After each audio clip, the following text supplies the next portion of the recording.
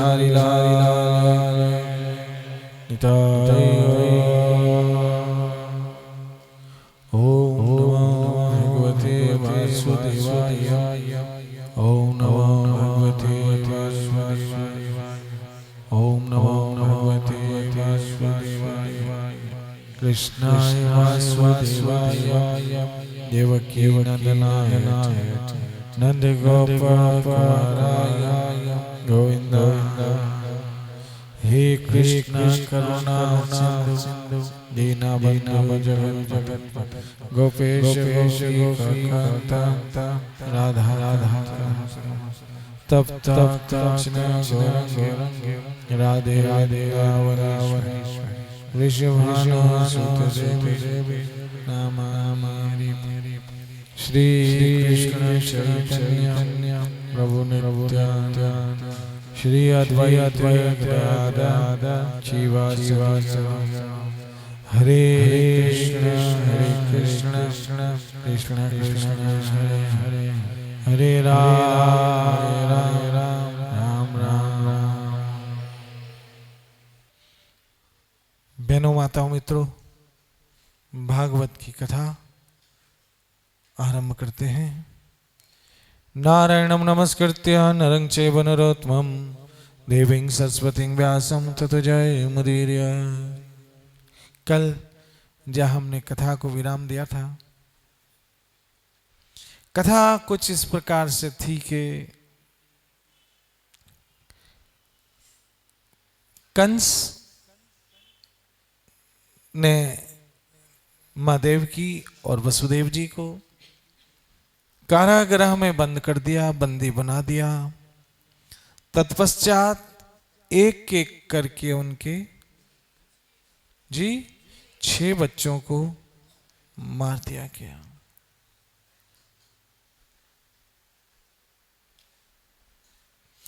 जब 7वें बालक की बारी आई, वो 7वां बालक और कोई नहीं, श्री बलराम जी थे। तब जब बलराम जी मां देवकी के गर्भ में आए,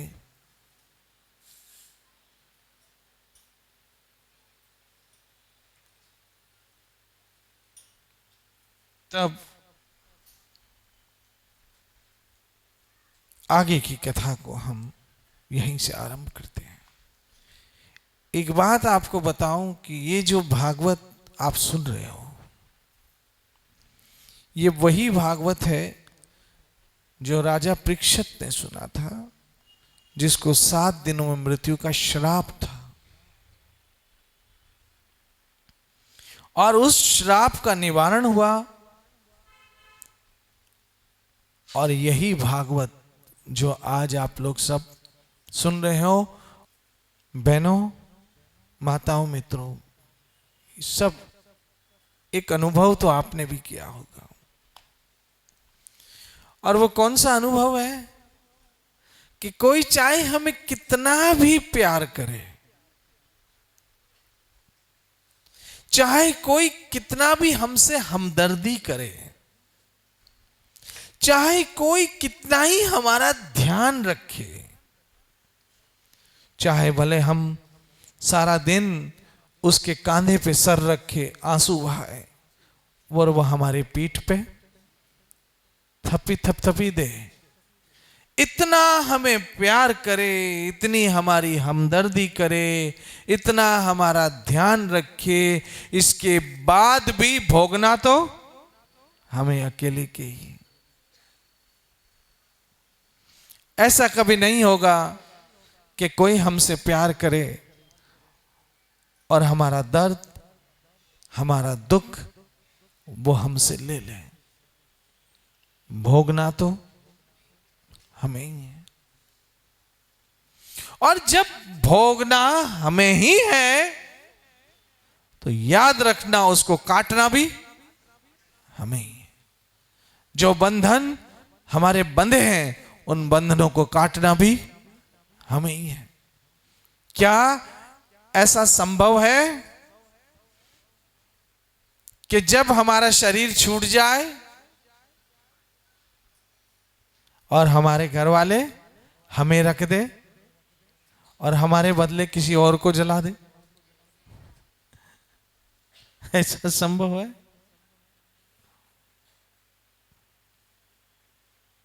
क्या ऐसा संभव हो सकता है कि हम बीमार हो और हमारे बजाय हॉस्पिटल में कोई और एडमिट हो जाए? ऐसा हो सकता अगर कोई करना भी चाहे तो? जी नहीं। क्या ऐसा हो सकता है कि बीमार हम हो और दवाई कोई और खा ले और ठीक हम हो जाए? क्या ऐसा संभव है? क्या ऐसा संभव है कि मरने वाले हम हो और हमारे बजाय कोई हमारे घर वाले कहे रुक तू मत मर, तेरे बजाय मैं मर जाऊं? वो मरना भी चाहे तो क्या ऐसा संभव है? नहीं। मतलब कर्म करने में तो हमारे बहुत साथ देंगे, लेकिन कर्म भोगने में कोई साथ नहीं देगा। ये याद रखना। शरीर का सुख भोगने में सब हमारा साथ देंगे, लेकिन शरीर का दुख भोगने में कोई साथ नहीं देगा। बहनों, माताओं, मित्रों, अगर चोट मुझे लगी है तो दर्द भी मुझे ही होगा। आप मात्र आंसू बहा सकते हैं, रो सकते हैं, हमदर्दी कर सकते हैं, दया कर सकते हैं, करुणा कर सकते हैं, कोई उपाय कर सकते हैं, कोई दवाई ला सकते हैं, किसी डॉक्टर को बुला सकते हैं, लेकिन दुख तो मुझे ही भोगना है।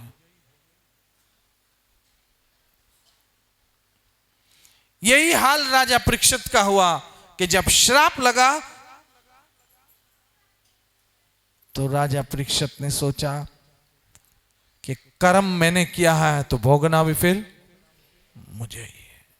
आप किसी के लिए भी कर्म करो, लेकिन जिसके लिए कर्म किया है वो आपके साथ भोगने वाला कभी भी नहीं है।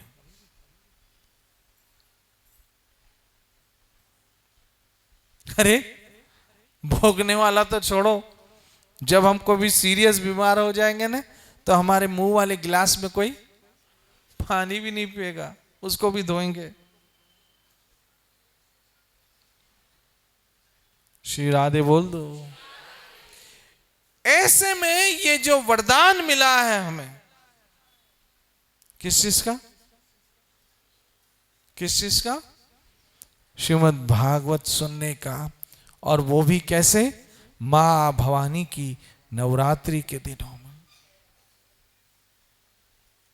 साक्षात भगवान श्री श्री राधा वृंदावन चंद्र बिहारी लाल के दर्शन करके। तो आज जो कथा आरंभ हो रही है वो ये है कि 6 संतानें कंस ने जो थी वो मार दी।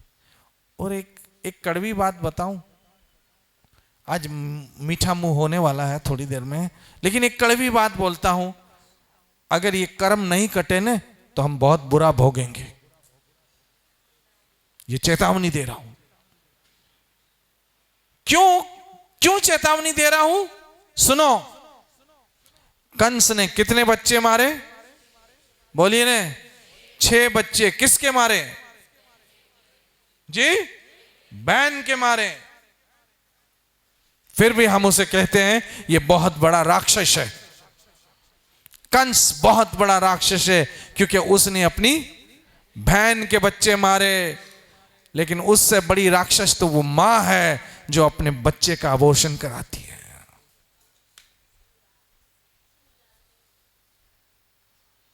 कंस ने तो फिर भी, बोलो ने, बहन के बच्चे मारे। यहां तो मां खुद अपने बच्चे को मारती है। ये क्या कम पाप है? बोलो ना। यहां तो मां खुद उस बच्चे को मारती है जिसने अभी जन्म भी नहीं लिया। ये जो बहनें, ये जो मेरी बेटियां, ये जो मेरी माताएं यहां बैठी हैं ना, इसलिए बैठी हैं कि आपको अच्छी मां मिली है, अच्छे पिता मिले हैं, अच्छे माँ बाप मिले हैं। नहीं तो जब आप गर्भ में होती और उनको पता पड़ता कि ये बेटी है तो वहीं मार डालते थे।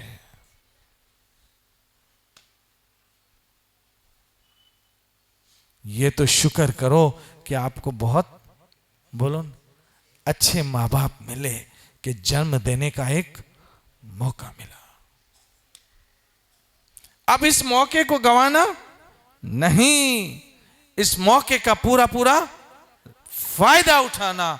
और इस मौके का पूरा फायदा उठाना मतलब कृष्ण भजन, हरे कृष्ण कृष्ण कृष्ण हरे हरे।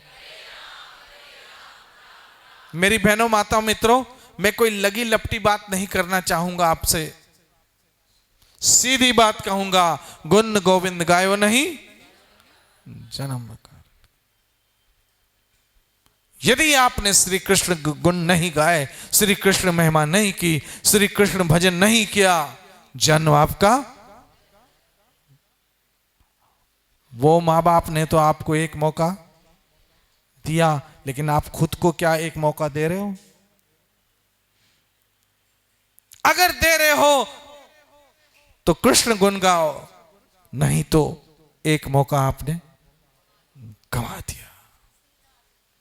और न जाने दूसरे जन्म में कैसी मां मिले, कह नहीं सकते। दूसरे जन्म में कैसे मां बाप मिले, कह नहीं सकते हैं। और दूसरे जन्म में जन्म लेने का मौका मिलता भी है या नहीं, ये तो हरि जानता है। तो मैं बात कर रहा था कि कंस ने तो फिर भी अपनी बहन के बच्चे मारे और इतना बड़ा महापापी हो गया। यहां तो मां बाप, बोलो ना, खुद अपने बच्चे मारते हैं, वो बच्चे जिसने अभी दुनिया देखी तक नहीं है। श्री राधे, श्री राधे। और वो कितना बड़ा पाप होगा बहनों। बचो, मुक्त हो जाओ श्री कृष्ण भक्ति और भजन के द्वारा, अपने पाप ताप संताप से मुक्त हो जाओ। उस बच्चे को शास्त्र कहते हैं, उस बच्चे में तो उसी समय जीव आ जाता है जब मां गर्भ धारण कर लेती है। और जब उसको अबॉर्शन किया जाता है, पता है क्या किया जाता है? उसके छोटे छोटे टुकड़े किए जाते हैं मां के गर्भ में, कुछ इंस्ट्रूमेंट के द्वारा। और उस इंस्ट्रूमेंट से बच्चे के जैसे टुकड़े टुकड़े करते हैं। और उस जीते जीते बच्चे को वो कोख जो लाड कराने वाली होती है, वो कोख जो प्यार कराने वाली होती है, वो कोख जो लोरी गाने वाली होती है, उसी कोख में उसके टुकड़े टुकड़े करके उसको मार दिया जाता है। अरे कंस तो फिर भी अपनी बहन के बच्चों को मारा, यहां तो हम, ये कम पाप है?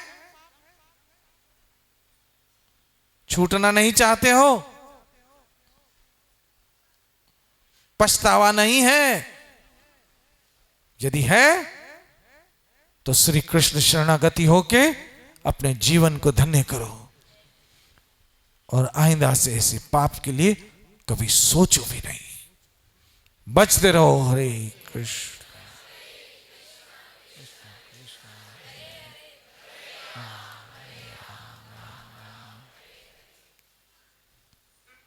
इसे कहते हैं ब्रह्म हत्या। वृंदाय तुलसी देवियाय प्रियाय केशवश्च कृष्ण भक्ति प्रदेवी यानी कानी जप पानी ब्रह्म हत्यादि कानी च तानी तानी प्राण शांति प्रदक्षिण पदे। ये ब्रह्म हत्या का पाप भी मुक्त हो सकता है यदि हम श्री कृष्ण भजन, श्री कृष्ण भक्ति, तुलसी पूजा और भगवान राधा वृंदावन चंद्र के दर्शन करके अपने जीवन को पछतावे से धो डालें। तो अभी भी मौका है, चेत सको तो चेत जाओ। इसलिए 6 गर्भ मां देवकी के जो बालक आए उसको कंस ने एक एक करके जी मार दिया। अब आई कौन सी? 7वीं संतान। 7वीं संतान और कोई नहीं, भगवान बलराम जी हैं, जो इस समय सुभद्रा जी के साथ, जगन्नाथ जी के साथ यहां आपके सामने विराजमान है। जब बलराम जी माता देवकी के गर्भ में आए तब अद्भुत आनंद का अनुभव होने लगा।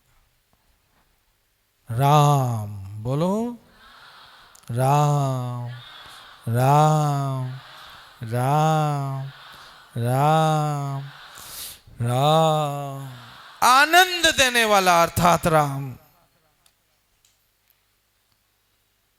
तब भगवान ने सोचा मेरा अंश बलराम अब आया है और कंस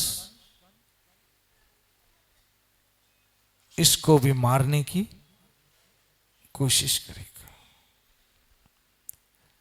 इसलिए भगवान ने योग माया को बुलाया। जय माता दी।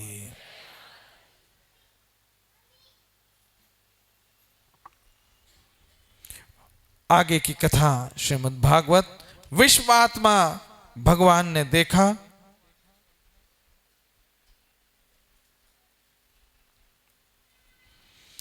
कि मुझे ही अपना स्वामी और सर्वस्व मानने वाले यदुवंशी कंस के द्वारा बहुत सताए जा रहे हैं। तब उन्होंने योग माया को आदेश दिया। योग माया मां भवानी, योग माया मां भवानी, मां चामुंडा, मां वैष्णवी को आज्ञा दी, आह्वान किया और बुलाया। मां भवानी ने भगवान श्री हरि की 4 परिक्रमा की और 4 परिक्रमा करने के पश्चात उन्हें आदेश दिया। क्या आदेश दिया? अब समझना। हे योग माया, हे देवी, हे कल्याणी,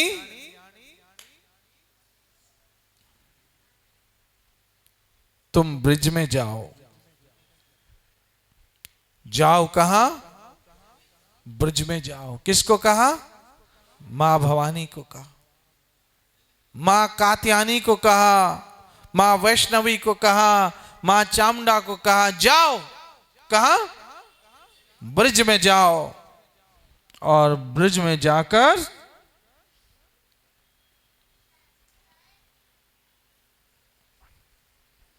वो प्रदेश जो गवालों से सुशोभित है, गायों से सुशोभित है, उस प्रदेश में नंद बाबा के गोकुल में वसुदेव की पत्नी रोहिणी रहती है। कौन रहती है? रोहिणी, मां रोहिणी, वसुदेव जी की पत्नी।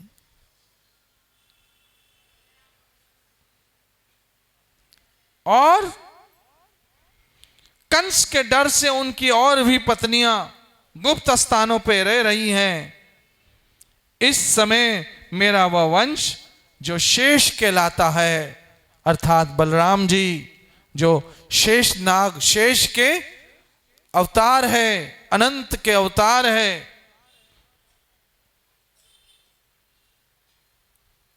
तुम एक काम करो हे देवी, मां देवकी के गर्भ से वो गर्भ लेकर कहां लेके जाओ? रोहिणी के। आपने सेरोगेट मदर का नाम सुना है कभी? सुना? सेरोगेट मदर अभी साइंस ने निकाला है, साइंस ने तो वो, लेकिन यहां तो 5,500 वर्ष पहले अगर दुनिया की कोई पहली सेरोगेट मदर है तो वो मां रोहिणी है। हमारे धर्म ने ये कॉन्सेप्ट हजारों साल पहले दे दिया, जो मेडिकल साइंस अभी कर रहा है। आप तो जानते होंगे सेरोगेट मदर। ये सेरोगेसी का जो कॉन्सेप्ट है, ये हमारे सनातन धर्म के शास्त्रों ने हजारों साल पहले दे दिया है कि दुनिया की पहली सेरोगेट मदर कौन थी? मां रोहिणी के। मां देवकी का गर्भ ले जाकर कहां स्थापित कर दिया गया? मां रोहिणी के गर्भ।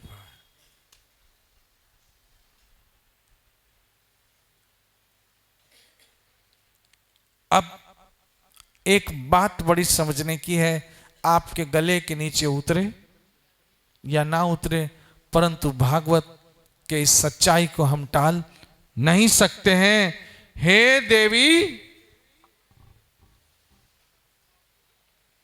कल्याणी, अब मैं अपने समस्त ज्ञान बल आदि अंशों के साथ देवकी का पुत्र बनूंगा। पहले आप क्या करो? बलराम जी को कहां ले जाओ? मां रोहिणी के गर्भ में ले जाओ, और उसके बाद मैं खुद आने वाला हूं। कैसे आने वाला हूं? अपने समस्त बल, समस्त ज्ञान, समस्त अंशों के साथ, अर्थात कृष्ण मतलब 16 कला संपूर्ण। जैसे मैं यदि एक दीवार के पीछे खड़ा रहूं और मैं अपना एक उंगली निकालूं, तो वो उंगली किसकी कहलाएगी? बोलो ने, मेरी कहलाएगी। वो उंगली मेरी है, लेकिन मैं पूरा नहीं हूं। फिर मैं अपना एक हाथ निकालूं, वो हाथ भी मेरा है, लेकिन वो मेरा पूरा स्वरूप नहीं है। फिर मैं अपना आधा हिस्सा निकालूं, तो वो आधा हिस्सा भी मेरा ही है, लेकिन वो मेरा पूरा स्वरूप। फिर मैं पूरी तरह से बाहर आ जाऊं, तो मेरा पूरा स्वरूप कहलाएगा। ऐसे भगवान के बहुत सारे अवतार है, कच्छ, मच्छ, नरसिंह, वराह, परशुराम, बुद्ध, बहुत सारे अवतार है। कोई कितनी कला के, कोई कितनी कला के, कोई कितनी कला के। मतलब जब कृष्ण आए तो मतलब 16 कला, फिर कुछ बाकी नहीं बचा।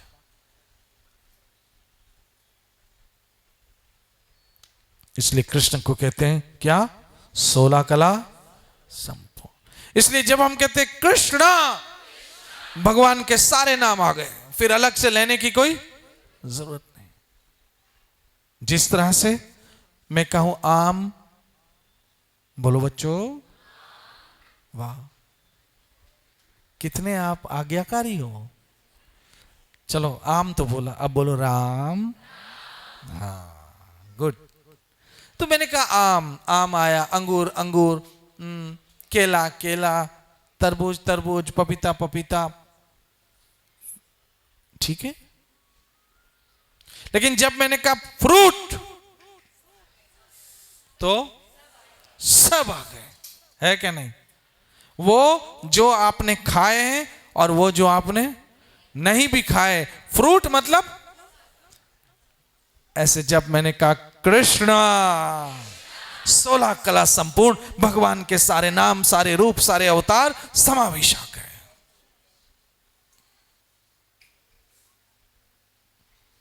इसलिए बचते रहो हरे कृष्ण हरे कृष्ण कृष्ण कृष्ण हरे राम।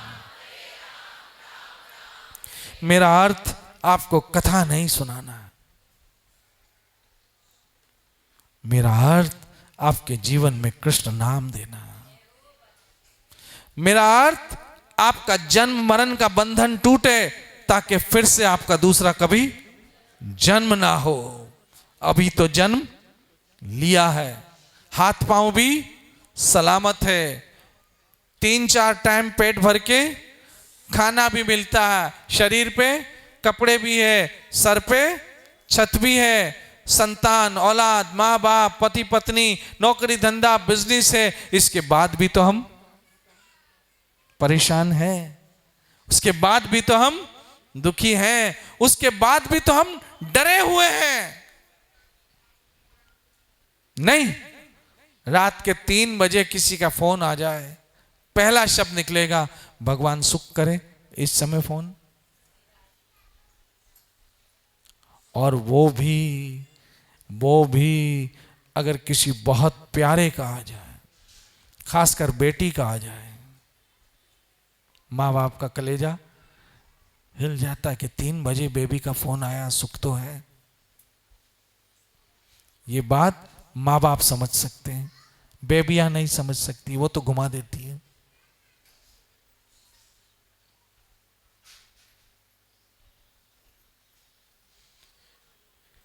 इतना कुछ होने के बाद भी हम परेशान, डरे हुए, भयभीत, दुखी है, तो क्या दूसरा जन्म लेना है? बोलो नहीं।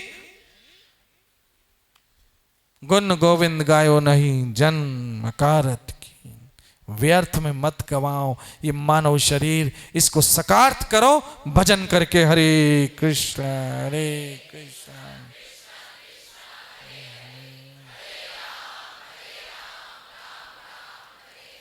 तब 16 कला संपूर्ण श्री कृष्ण ईश्वर का परम पूर्ण रूप ओम पूर्णमिदम जो कहा है, वो किसके लिए कहा?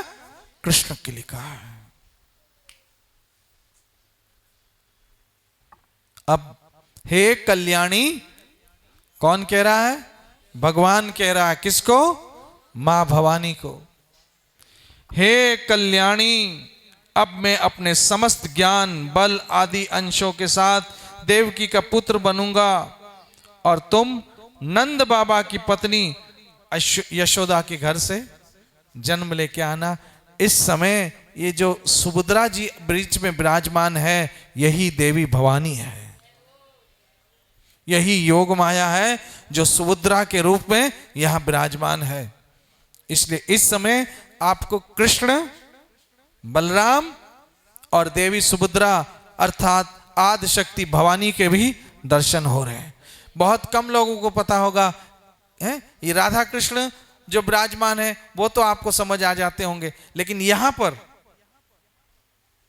लेफ्ट साइड में जो आपके हैं 3 विग्रह आधे अधूरे, आपको समझ में नहीं आते होंगे। काले कौन है? जगन्नाथ अर्थात कृष्ण। सफेद कौन है जी?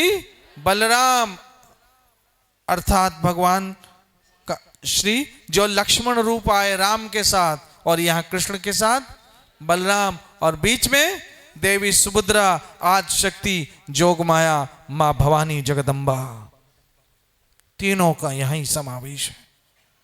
इसलिए आपकी नवरात्रि तो आज सफल ही हो गई। यहां पर हे कल्याणी, मैं अपने समस्त बल अंश के साथ आऊंगा और तुम क्या बन जाना? यशोदा के गर्भ से जन्म लेना। अब तुम लोगों के ये पता है, ये जो मां भवानी, मां चामुंडा सब पे दया करती है और सबकी मुरादें पूरी करती है, ये वरदान किसने दिया था आपको पता है? कृष्ण ने मां भवानी को। ये मैं नहीं कह रहा हूं, भागवत में लिखा है, तुम लोगों के मुंह मांगे वरदान देने में समर्थ होगी। हाँ, कहते हैं ना मां मुरादें पूरी कर दे। बोलो ना, मां मुरादें पूरी कर दे। और अगर मुराद नहीं पूरी की ना, तो हलवा तो क्या, पापड़ भी ना खिलाऊं किसी को। ऐसे स्वार्थी लोगों की मुरादें पूरी होगी कभी? जो कंडीशन रखते हैं, क्या हलवा बांटू कब? जब मुराद पूरी कर, नहीं तो पापड़ ना खिलाऊं। और ऐसे भी प्यारे हैं श्याम सुंदर के जो वैसे ही हलवा पूरी बांट देते हैं बिना मुराद पूरी किए।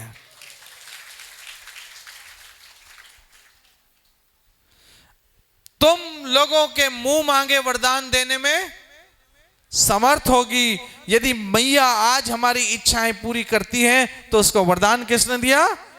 कृष्ण ने। ये भागवत कह रहा है, इसको कोई चैलेंज नहीं दे सकता। और तुम मनुष्य की समस्त अभिलाषाओं को पूर्ण करने वाली जानेंगे और तुम्हारी पूजा करेंगे। किससे? धूप, दीप, निवेद, अन्य प्रकार की सामग्रियों से तुम्हारी पूजा करेंगे। ये किसने वरदान दिया है? श्री कृष्ण। मां चामुंडा, मां भवानी, मां वैष्णवी को चलो बुलावा आया है, माता ने बुलाया। ये वरदान किसने दिया? श्री। आगे जाके कहते हैं, पृथ्वी में लोग तुम्हारे लिए बहुत सारे स्थान बनाएंगे। और यहां मां भवानी को कृष्ण नाम दे रहे हैं। अब सुनते जाना कौन कौन से नाम दिए हैं। मैं फिर कह रहा हूं, भागवत को चैलेंज नहीं दे सकता है कोई। क्या क्या नाम? पहला नाम दुर्गा। ये नाम किसने दिया? कृष्ण ने दिया। श्रीमद् भागवत 10वां स्कंद 2 अध्याय श्लोक नंबर 10 से लेकर 11-12 आगे तक जाके पढ़ लेना। लोग तुम्हारे लिए बहुत सारे स्थान बनाएंगे। दुर्गा, भद्रकाली, विजया, वैष्णवी, कुमुंदा, चंडिका, कृष्णा, माधवी, कन्या, माया, नारायणी, ईशानी, शारदा और अंबिका आदि के नामों से पुकारेंगे। तो आओ हम भी मां के नाम ले। मैं बोलता जाता हूं, आप भी मेरे साथ बोलो। दुर्गा, भद्रकाली, विजया, वैष्णवी, कुमुंदा, चंडिका, कृष्णा, माधवी, कन्या, माया, नारायणी, ईशानी, शारदा, अंबिका के नामों से पुकारेंगे। ये जो अंबिका, मां अंबे, मां अंबे, मां अंबे, मां अंबिका, मां अंबिका, ये नाम किसने दिया? भागवत। इन नामों से पुकारेंगे और मैया की जय जयकार होगी। बहनों, माताओं, मित्रों, आज अगर आप वैष्णव देवी नहीं भी जा पाए हो तो कोई बात नहीं, यहां मां सुभद्रा के दर्शन हो ही रहे हैं।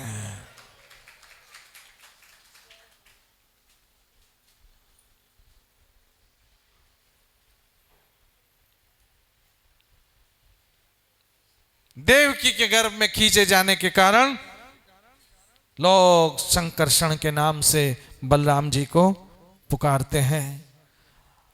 और इस तरह से अब बारी आ गई किसकी? देवकी की 8वीं संतान भगवान श्री कृष्ण की। आज कर दे जन्म। देखो भगवान कैसे दयालु होते हैं। कथा में भगवान भक्तों के बस में होते हैं। जब भक्त चाहे तब भगवान जन्म ले लेता। वहां कथा में आज ते हो तो आज ले लो, कल चाहो तो कल ले लो। अजन्मे का जन्म भक्तों की इच्छा से होता। क्यों? परित्राणाय साधुनाम विनाशाय दुष्कृताम। विनाशाय च दुष्कृताम, दुष्टों के विनाश के लिए और भक्तों के रक्षा के लिए मैं संभवामि युगे युगे। तो आज हमारे उल्लासनगर के इस स्थान पे युगे युगे आज कृष्ण का जन्म हो रहा है।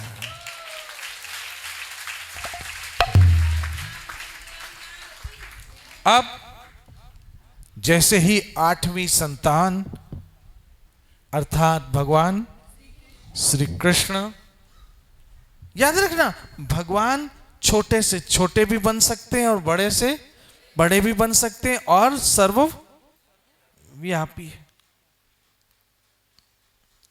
तब मेरी बहनों, माताओं, मित्रों, आपके मन में एक प्रश्न आ सकता है कि यदि भगवान सर्वव्यापी है तो फिर हमें यहां दर्शन करने की क्या जरूरत है?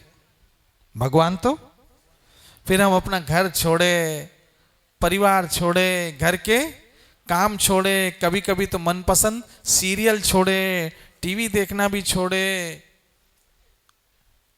सास की कभी कट सुने, कभी देवरानी से एडजस्टमेंट करके आए कि आज तू थोड़ा मेरा काम कर देना, कल मैं कर दूंगी। देर हो जाए तो फिर घर वालों की सुने, इतनी बातें सुने। श्री राधे।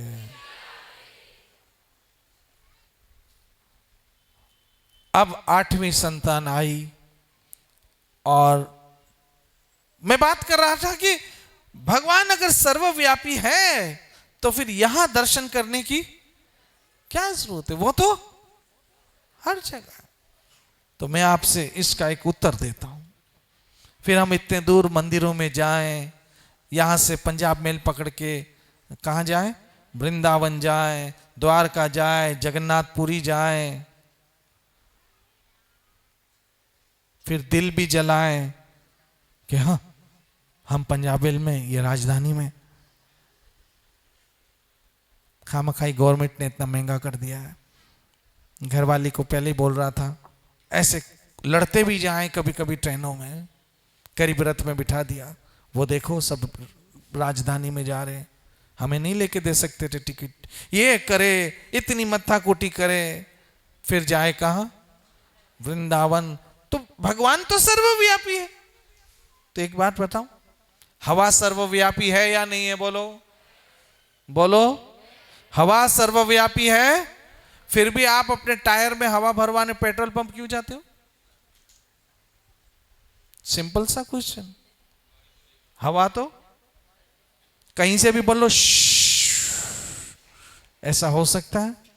हवा सर्वव्यापी है, लेकिन सब जगह से आप टायर में नहीं भर सकते हो, आपको पेट्रोल पंप ही जाना पड़ेगा। क्यों? कि वो हवा भरने का वहां पर साधन है। ऐसे भगवान तो सब जगह है, लेकिन मंदिर दर्शन करने का साधन है।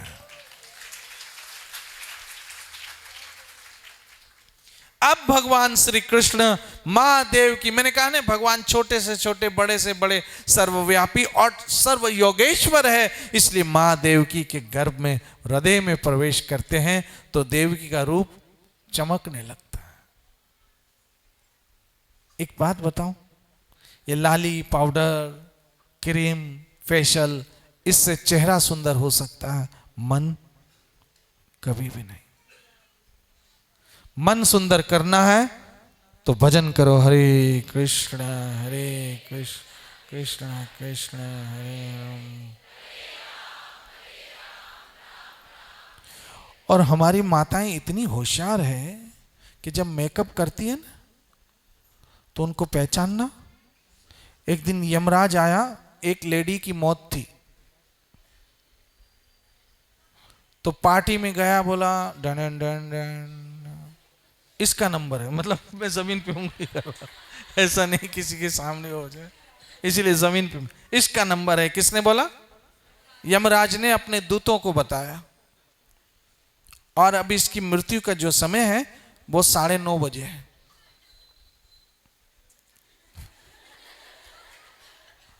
ठीक है, यमदूत ने देख लिया। अब 9:30 बजे वो माता गई और मुंह धो लिया, मेकअप सारा।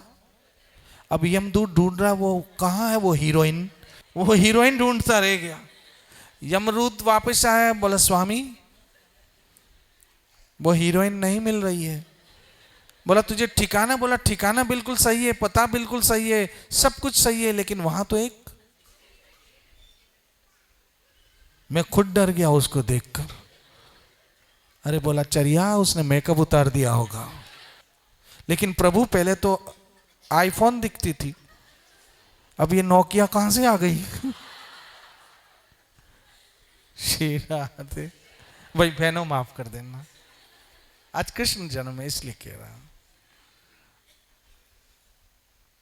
तो भगवान सर्वव्यापी है, सर्वव्यापी है, इसलिए मां देवकी के गर्भ में गए और हर दिशाएं आनंदित होने लगी, हर दिशाएं आनंदित होने लगी, हर दिशाएं आनंदित होने लगी। और आई श्रावण महीने की अष्टमी, श्रावण महीने की अष्टमी आई, अंधेरी रात, मध्यरात्रि, आधी रात। ऐसे अचानक जेल के अंदर एक क्या हुआ? प्रकाश हुआ। क्या हुआ? प्रकाश हुआ। जेल में क्या हुआ? प्रकाश हुआ। और उस प्रकाश में देखते हैं वसुदेव और देवकी कि भगवान चतुर्भुज से, ओम शांताकारणम भुजंग छेदम पद्मनाभम सुरेशम विश्वधारम गगन सुदृशम मेघवर्ण्यम शुभंगम लक्ष्मीकांतम कमल नयनम योगी भेर ध्यान गम्यम वंदे विष्णु भवभयहरम सर्वलोकनाथ। भगवान श्याम सुंदर अपने स्वरूप में विराजमान है और देवकी और वसुदेव दोनों प्रणाम कर रहे हैं। और यूं कारागृह में भगवान श्री कृष्ण प्रकट हुए, अर्थात उनका जन्म हुआ।